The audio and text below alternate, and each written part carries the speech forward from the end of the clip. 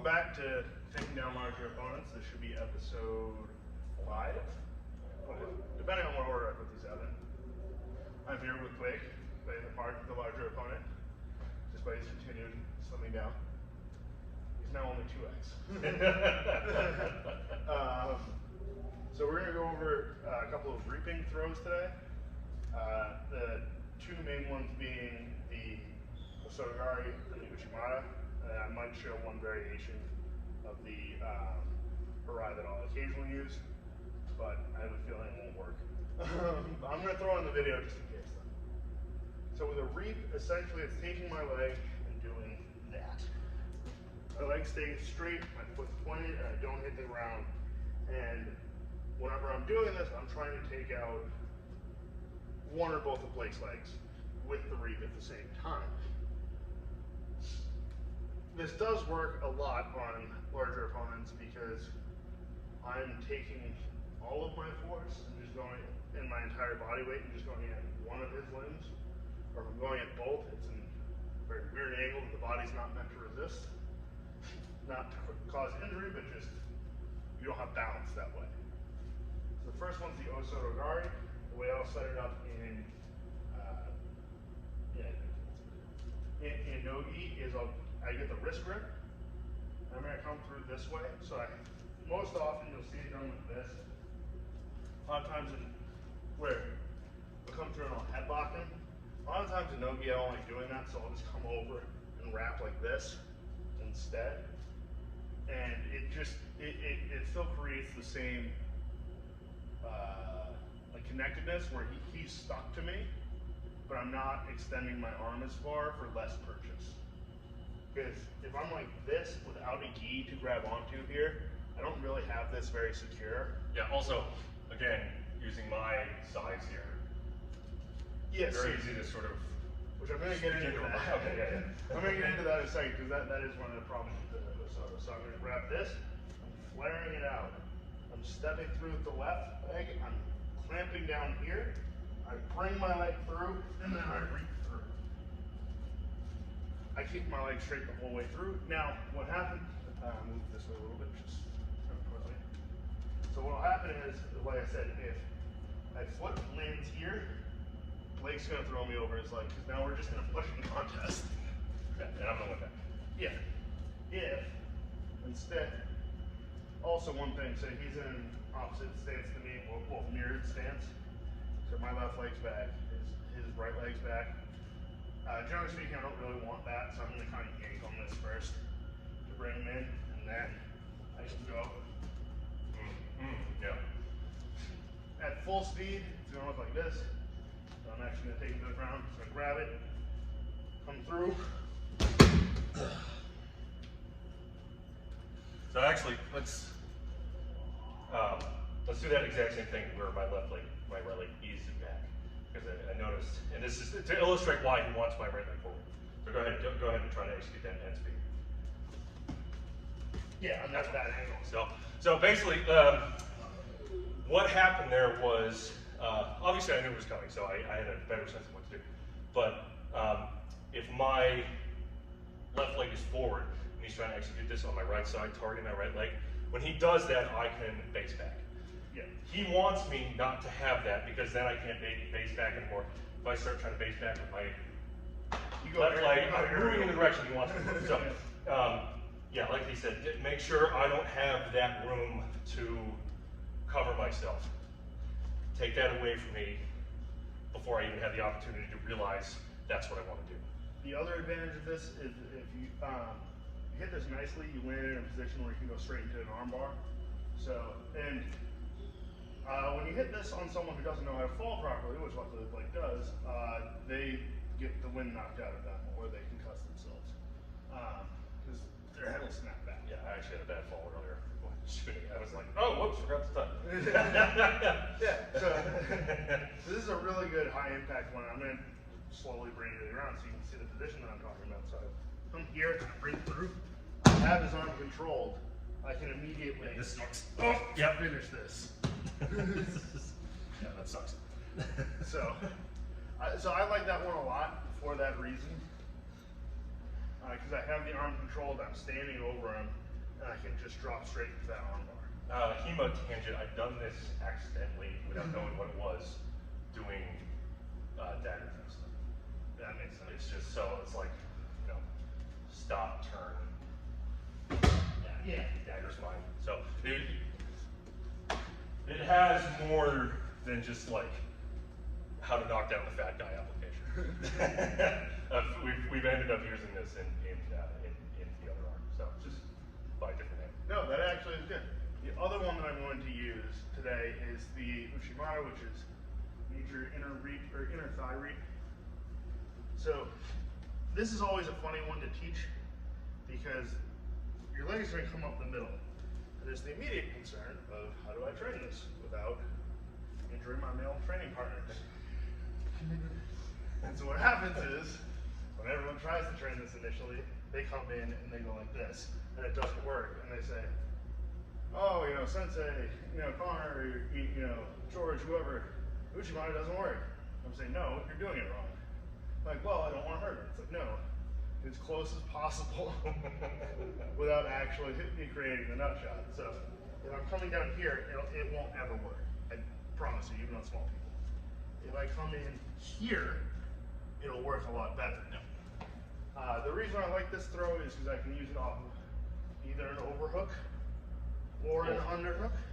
Both work very well. The thing is, to create the actual throw, I need the far wrist. But it works incredibly well as an off balance just from here. And I can come back into a different takedown. Yeah, we've talked about this before, where you want to get your opponent to move one way, move them the other way first. So it's exactly a little realist with that. He did that exactly. So if he wants me to go up, doing this is perfect because I'm going to try and compress down, and then he's got, I'm helpless. That actually felt like a setup for one of the other ones we shot. So yeah, I shoot across a lot on the Uchimatas. A lot of guys can't pop up necessarily. I'm also not small, despite this size difference. So a lot of times when I do it, they can't necessarily pop up, but what they'll do is they'll have to put their hand on the mat, and then they try and come back up. And so when they're out like this, I can either pick the ankle, which is where I started doing the Blake there anyway, or grab a front headlock. So it works very well. If I do, I'm not going to throw you, but if I do get the far wrist, I'm pulling him this way, so it creates rotation. As his hip comes up, his other shoulder's coming across, and you make him do a forward roll a lot of the time. Or if they are really off balance, they'll headbutt the ground. Which also, again, when we're talking about trying to get an advantage over a much larger opponent, that's a win. Yeah, that's a potential fight. Yeah, we were actually talking about this on the way over here. Like, I don't always get into the, oh, you have to do everything super technically for it to be right. It's like, you can muscle some stuff. You should always try and do it technically, because it's going to work a higher percentage of the time. But it doesn't have to look pretty to be good. Yeah. Comments on this one? Yeah, let's run through it again. Here to there. I'll tell you. I mean, it's usual spiel. Don't hang out. Yeah, you can't hang out there. You get suplexed. Yeah. But like, he's not finishing. We try to finish these. He's gonna get it. Like, if by the point I'm here, I'm so again top heavy. I'm over. He's by his grace, am I not eating fat? So I know we're not executing, but I just want to emphasize there is once I'm about here, there's nothing I can do. For this one in particular, like, you kind of have to fall a certain way, and you have to trust your partner. And let's talk about that. Actually, you have to be smart if you're doing this, because we've talked about this before. Go ahead, put me in. As Connor was talking about the emphasis on why to secure this hand for his ability to execute this, but also for my safety. If I was smart, because if I'm an idiot and he starts putting me over, and I try to base out my hand like that, that's how you break your arm. yeah, So I've seen that many times. yeah, you've told me stories about that. So secure this arm for not only the sake of you completing your technique, but for the sake of keeping your sparring partners and friends in one piece. If he's going to do it to me, I'll actually let you do it to me. So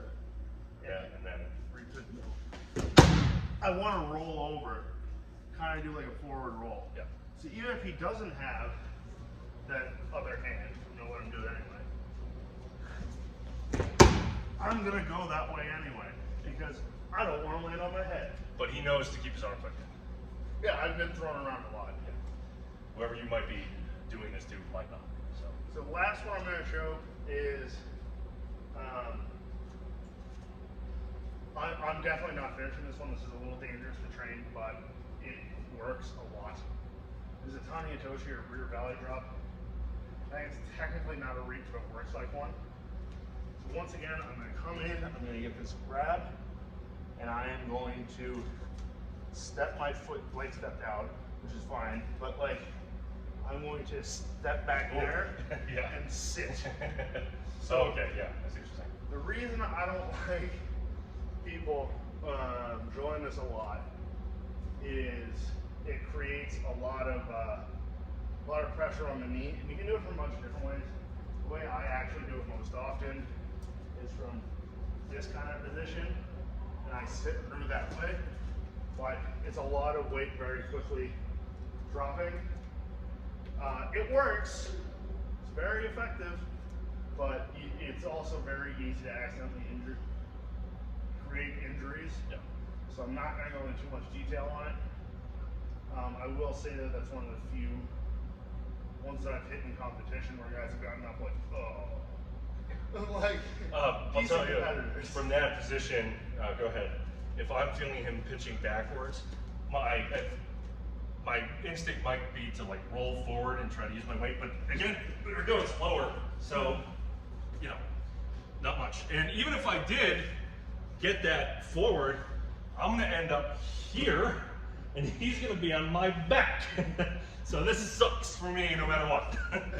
So, that one I felt it's safer executing because we're lower. Yeah, we started well. Yeah, I don't want to do that from a height.